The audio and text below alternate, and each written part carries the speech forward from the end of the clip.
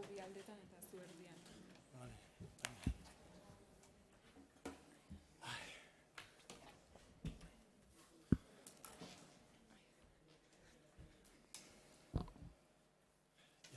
Venga, orduan besterik gabe bagoaz.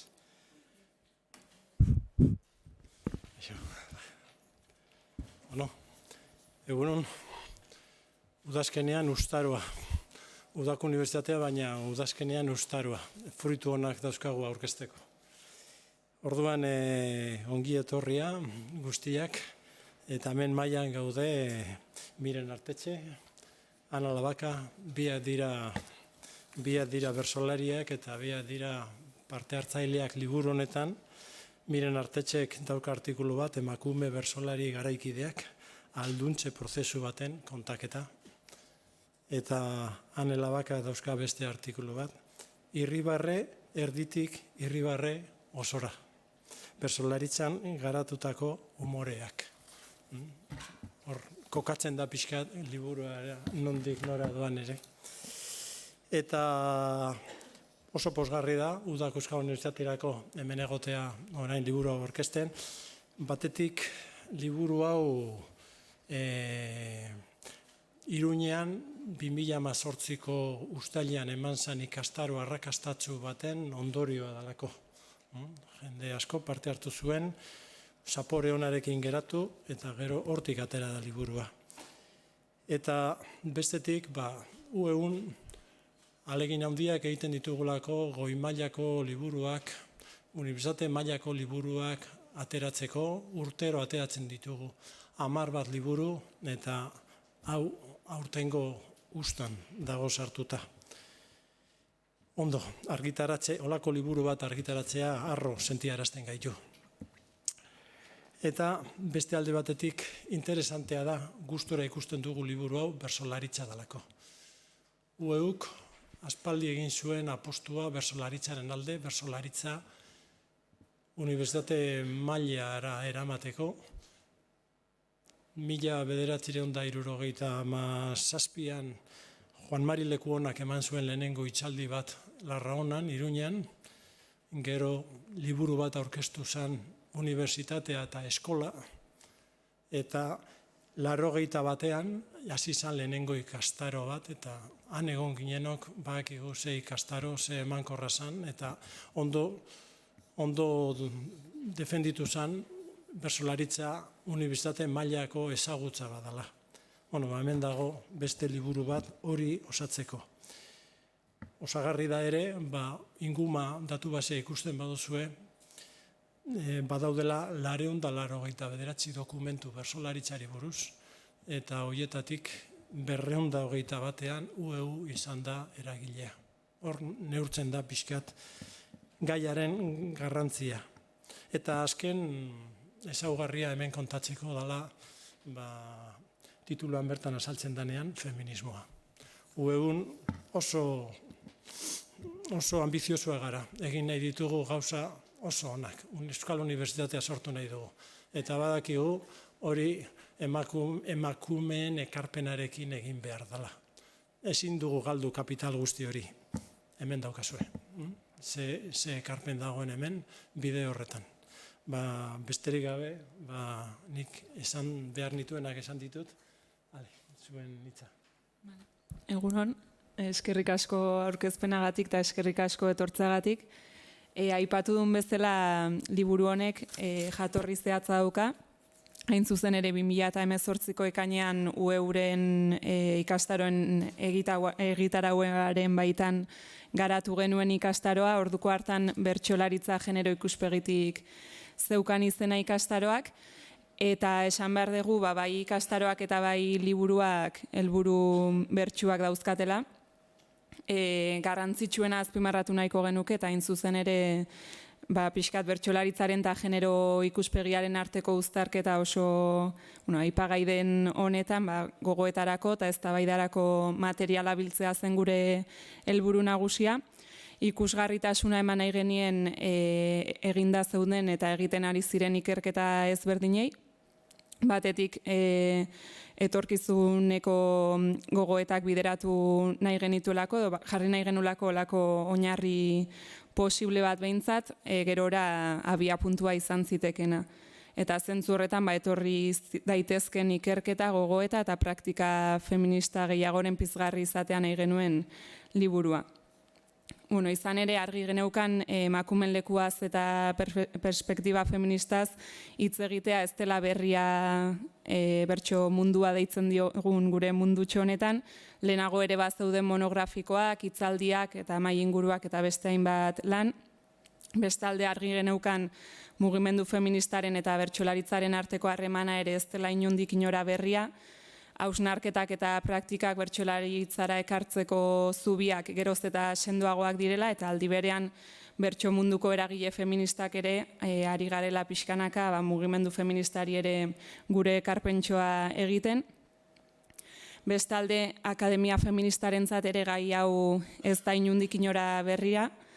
Carmen Larrañaga Odriozola izan zen aitzindaria 80. hamarkadan, eta ondoren Jone Miren Hernandez Gartziak egindako lana ere azpimarratzekoa da. Eta hauetaz gain, adierazgarria iruditzen zaigu zenbat emakume bertsozale naiz bertsolarik sentitu dugun beharra gure ikasketa prozesuetan bertsolaritzaren geruza ezberdinak genero perspektibatik ikertzeko, sentitu ditugu bai beharra eta bai gogoa, eta hori ere argi geneukan hasieratik. Eta pixkat, oain esan deten guztitik dator izenburuan bertan agertu eta azpimarratu nahi genuen ideia, hain zuzen ere birpentsatzearena, aspalditik ari dira eta gara gai hauen inguruan gogoetatzen. Gai hau ez da zenbaitek azpimarratzen duten bezain berria, eta feminismoaz eta bertsolaritzaz hitz egitea ez da inondik inora kuotetaz hitz egitea bakarrik, edo bertsolaritzan emakumeek duten lekuaz hitz egitea. Guk argi geneukan bertsolaritzaz eta feminismoaz hitz egitea, lehenik eta behin bertsolaritzaz hitz egitea dela, eta bestetik bertsolaritzan nabari diran genero desberdinkeriak agertzearen bidez, gure kulturaz eta gure gizarteaz ere hitz egiten ari ginela. Edukiari dagokionez, aniztasun bat bilatu nahi izan dugu kontzienteki, liburu honetan gai eta formatu ezberdinetako artikuluak daude bilduta, bai ekarpen ertxiki akademikoak, baina baita formatu aldetik askeagoak edo izan daitezkenak. Kontzienteki egin dugu zenbait dikotomia edo hausteko alegina. Dikotomia hauek izan daitezke bizipenak versus gogoeta, aditu versus aritu, akademia versus herri jakintza, eta horriotan guztiei egin nahi izan diegu leku. Liburu honek, 4 ataletan banatuta, 14 artikulu barne biltzen ditu. Nik lehenengo atala azalduko dizuet orain. Lehenengo atalak izenburu hau dauka, lehengoa, oraingoa eta tartekoak. Eta atal honek bilakaera historiko moduko bat marrazten du, bertsolaritza gaur egun ezagutzen dugun modukoa izaten hasten den garaiko emakumen leku ezetik, gaur egungo bertsolaritzan emakumeek duten lekura edo lekutxora, guk parentesiarekin markatu dugun bezala. Atal honetako lehenengo artikuloa, Irati Majuelo Itoizek euskerara ekarritako Carmen Larrañaga Odriozola aitzindariaren bertsolaritza maskulinitatearen habitata izeneko artikuloa da, eta horrexek irekitzen du liburua. Larrañagaren arabera, 19. mendearen 2. erdialdea hartzen du berak aipagaitzat, eta azpimarratzen du sexu desberdinkerian oinarritu eta emakumeak improvisazio praktikatik baztertuta egituratu zela bertsolaritza tradizio gisa, kirolarekiko analogian. 2. artikuloa Elixabete Perez Gaztelurena da, berak Josep Antoni Aranberri Xenpelar bertsolariari buruz idazten digu, eta egileak berak dioskun moduan artikuluaren helburua da 19. eta 20. mende bitartean bizi izan zen errenteriar bertsolari pentsamenduz integrista ura, 21. mendeko talaiati begiratuta feminismoaren lagungarri gerta daitekela erakustea. Hirugarren artikuluak Nerea Ibarzabal Salegik ondu du, hain zuzen ere lehen aipatu dugun ikastaroan mailinguru bat gidatu zuen berak, 3 belaunalditako emakume bertsolari erreferenteak elkartu ziren mailiguruan, Kristina Mardara Sedrun, Arantza Zuloidi Garitano eta Estitxu Arozena Albizu. Eta beraien garaiko emakume bakar edo gutxietako bat izandakoak izaki, denbora batez plaza ibilitakoan, beraien ibilbidean eta izandako esperientziak kolektibizatzeko modu bat izan da. Laugarrena Maialen Lujanbio Zugaztik idatzi du, emakume gaur egun bertsolaritzan duten lekua azaltzen duten elementu giltzarriei buruzko gogoeta bat plazaratu du Lujanbiok, bere bizipen pertsonalak hauetara arilkatuz. Lujanbioren arabera bertsolaritzan gaur egun gertatzen ari denak antza handia dauka bai funtsean eta bai sortzen ari diren erreakzioetan, orain dela 25 urte inguru gazte belaunaldia bertso munduan sartu zenean gertatutakoarekin. Eta azkenik, atala hau borobiltzeko, Arkaitz Zubiri Esnaolak osatu du artikulua, berak Euskal Herriko Bertsozale Elkarteak eta EHUrekin batera elkarlanean egindako bertsolaritzari eta bertsozaletasunari buruzko azterketa soziologikoaren emaitzak hartu ditu oinarritzat, eta bere arabera evidentziek iradokitzen dute genero ikuspegiti begiratuta aurrera pausu batzuk eman diren arren eta aurrera pausu horiek garrantzitsuak diren arren, nabarmena dela oraindik ere asko dagoela egiteko desberdinkeriari gabeko bertsolaritza baterako bidean. Eta bigarren atalari jarri diogun goiburua da emakume asterisko, entzun asterisko hemendik aurrerako denetan, emakume gorputz eta ahotsek esan ezin dezaketena. Eta tal honetako 4 artikuluek hitz egiten dute emakume gorputz eta ahotsetatik esan daitekenari buruz edo esan denari buruz eta esan ezin denari buruz. Lehenengo artikula Jon Emiren Hernandez Garziak idatzi du, eta gorputz generizatuei eta hauen ahotsei buruz ematen dio, hasiera ematen dio artikuluak horiei buruz hitz egiten. Esan nahi duena da, planteatzen duena da, ahotsak ze papel izan duen bertsolaritzaren modernizazioan, ze eragin izan duen, eta bertsolaritza modernoak ze garrantzia eman dio nahi zuzen ere ahotsari. Eta zentzu horretan zenbateraino baldintzatu duen ahotsaren garrantzia horrek emakumeen parte hartzea bertsolaritzan. Eta gogoetatzen du baitere, ahotsaren garrantzia hori, genero bereizkerien iturri izatetik, bertsolaritza feministaren garapenerako izan daitekeela bide bat. Eta hori da mahai gaineratzen duen gogoeta. Bigarren artikuluan, Oiana Iguaran Barandiaranek, emakumeek bertsolaritzan izan duten presentziaz idatzi du. Azken urtetan plazara irtendako emakume bertsolarien jardunaren bilakaera bat erakutsi nahi dugu. Eta horretarako, azken 30 urtetako txapelketa nagusietako finalei eta bertso egunei erreparatzen die, eta saio hauek pasatzen die, zineman behar bada ezagunagoa den Best del Wallace Testa, eta beraz behiratzen du saio hauetan, ea bi emakumeren ahots entzun daitezken, ea bi emakume horiek elkarren artean hitz egiten duten, eta hitz egiten dutenean gizonez aparteko gaiez hitz egiten duten ala ez. Eta gainera egiten du hori bi modutan, alde batetik emakumeak gorputz bezala, alegia bertsolari emakumeak kontutan hartuta, baina baita ere emakumeak rol gisa kontatuta, alegia emakumeen paperetik hitz egiten den ala ez, eta bar. Eta ikusten dena da emakumeen ahotsa gizonen ahotsetan irudikatu dela gehien bat, eta saio horietatik oso gutxik pasatzen dutela Best del Testa edo Best delen araua. Hirugarren artikuluan berriz, Maite Berriozabal Berrizbeitiak idatzi duen artikuluan, gai jartzailetzari buruzko gogoeta bat egiten da.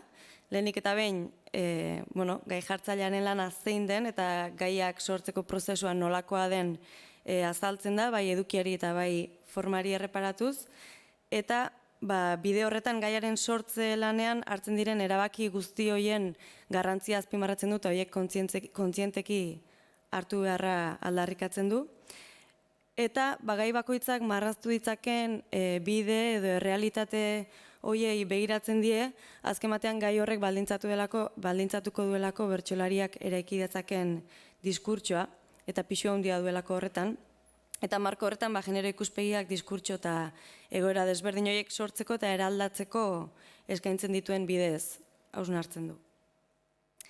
Eta laugarren artikuluan, Anela Baka Maiozek idazten duen honetan, bertsolaritzan garatutako umorei buruz hitz egiten du, eta bere artikuluan botere harremanekin, harreman zuzena duten bi sistema aztertzen ditu, bai genero sistema eta bai umore sistema, eta gaur egungo bat-bateko bertsolaritzaren markoaren baitan bi horiek uztartzeko ahalegina egin du. Eta horrela, bertsolaritzaren baitan nagusi den umore hegemonikoaz gain bestelako umore mota batzuk sortzen ari direla argudiatzen du, eta umore mota hauek bereizteko zenbait gako planteatzen ditu.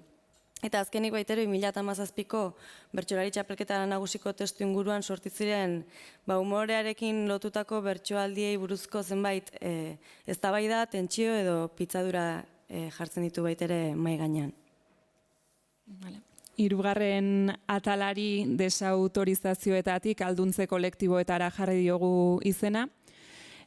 Atal honetan bertsolari emakumeek banaka zein taldean desautorizatzeko modu ez eta hauen aurrean alduntze ezinbesteko kolektiboak duen garrantziaz gogoetatzen da alde batetik, eta bestetik alduntze ariketa konkretu baten berri ematen da.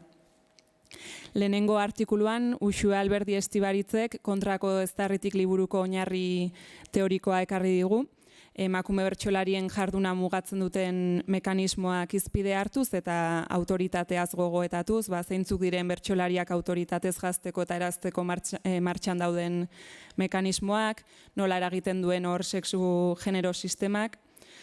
Bigarren artikulua Miren Artetxe Sarasolarena da, batez ere azken 15 urteetan emakume bertsolarien alduntze prozesuan mugarri izan diren batzuei buruzko irakurketa bat proposatzen du berak, eta nora heldu garen azaltzea baino ona heltzeko eman diren zenbait gertakari une eta gune gako aztertu nahi izan ditu. Bertso munduaren baitan ibilbide pertsonalek eragin badute ere, artikulu honetan modu kolektiboan garatu diren ekimenetan jarri du arreta bereziki, alduntzea modu kolektiboan ulertzearen garrantzia azpimarratuz. Hirugarrena bertxortan kolektiboko Maider Arregi Markuleta, Maite Martinez Etxebarria eta Izar Algero Txibitek idatzi dute. Beraien jendaurreko bizipenei buruz idatzi dute, alduntze kolektiboa praktikan jartzeko sortu zuten emanaldiaz, hain zuzen.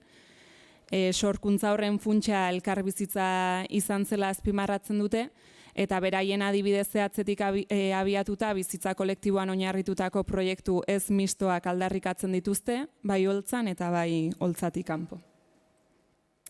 Eta bukatzeko, azken atal bat zabaldu nahi izan genuen, kanpo begiradak deitu geniona, eta bertan eskatu genien Mariluz Esteban Galartzari eta Iratxe Retolaza Gutierrezi, kanpotik, esan badaiteke, bertsolaritzari begira jartzea.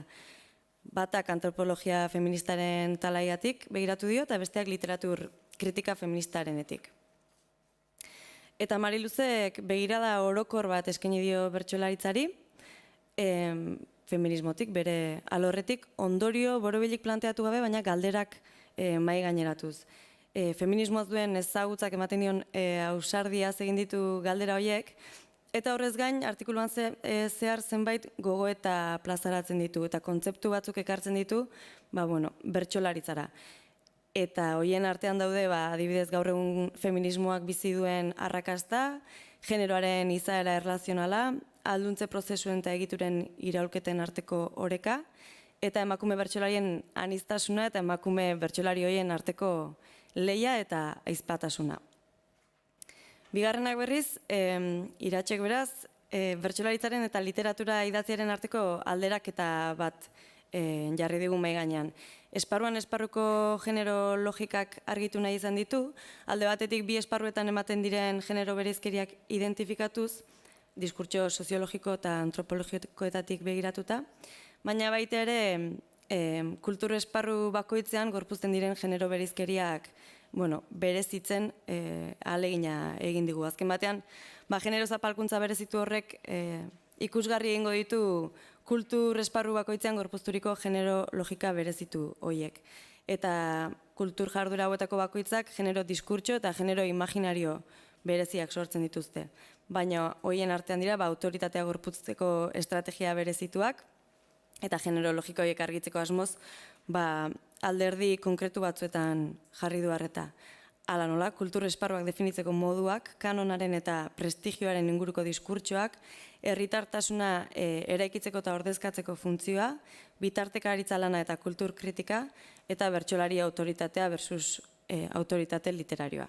Eta horrekin eman diogu itxiera berez liburuari. Baina aipatu gabe ez genuke utzi nahi, emakume bertsolarien parte hartzeari ere eman nahi izan diogula garrantzia, azken batean hori izan delako liburu honen oinarria hasiera-hasieratik, eta ahalik eta libururik koralena osatu asmoz, artikulu hauetako bakoitzaren aurretik, artikulu hauetako bakoitzari buruzko bertso bat sartu dela liburuan, pixka bat emakume bertsolarien kolektibotasuna aldarrikatzeko, eta aldi berean nola ordezkagarriak ez garen, uste dut merezi duela denen izenak ematea. Orduan, bertsoen egileak izan dira Amaia Agirre Arrastoa, Ainhoa Agrezaldegi Rekondo, Saio Alkaiza Guallar, Aro Arrizubieta Barredo, Amaia Iturriotz Etxaniz, Rosi Lazkano Larrañaga, Irati Majuelo Itoitz, Alaia Martin Etxebeste, Eli Pagola Pezetxea, Sarai Robles Bitas, Naia Zazko Etxeberri, Izarne Zelaia Arratibel, Joana Ziganda Olano eta Ane Zuazu Bizkar Inarra. Orduan, eskerrak ematen dizkietoi lehendabizi. Baina baita ere, eta orain bai irakurriko ditu dela atal guztiak, eskerrak eman nahi ditugulako, Anek eta biok, bideo honetan lagundu diguten guztiei.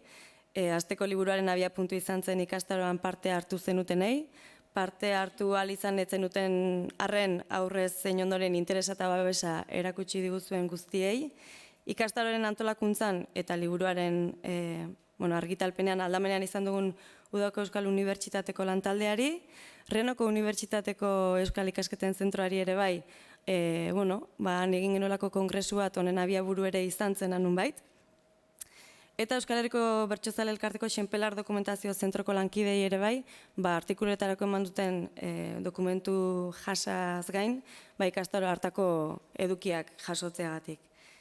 Eta bereziki, eskerrak eman nahi dizkiegu liburu honetarako artikuluak idazteko, eta Irati Majueloren kasuan itzultzeko ere lana hartu duten guztiei, eta bertsolari ere bai esan duen bezala. Bertsolaritzaren bilakaera genero ikuspegitik infografiako egilekidei ere bai, baimen eman digutelako liburuan sartzeko pentsatu genuelako, halako infografia handia txikira ekarrita liburuan sartu zitekela lautan doblatuta eta izan zitekela baita ere ekarpen bat. Eskerrik asko beraiei ere eskuzabaltasunagatik. Eta baita ere, bideo honetan animoak, mimoak eta indarra eman diguzuen hoi, bertso munduko kide feministei, bertso mundutik kanpokoei, zein tartekoei, gero eta gehiago dira zorionez. Eta nik gidoitik aparte ere eskerrak eman nahiko nizkioke Aneri, liburuaren koordinazioa biok eman dugu, oraintxe batek dira oraintxe besteak, tope geundenetan batek eta hain topez geundenetan besteak, eta uste dut oso bide emankorra erraxa eta plazerrezkoa izan dela orduan, aiba. Eta bestalde, bukatzeko eta borobiltzeko, liburuko eskaintzan jarri genuen bezala, plaza eta plaza jira bizigarri eta gozagarriago egiteko bidean aliatu izan zaituztegun eta izango zaituztegun hoi, eskerrik asko.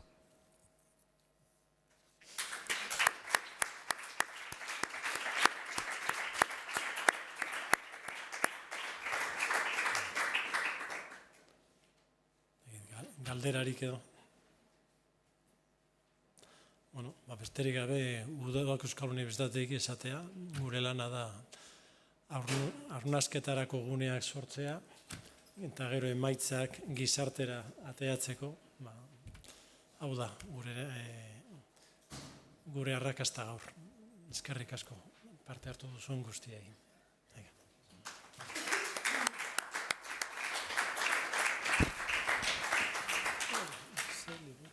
Bai.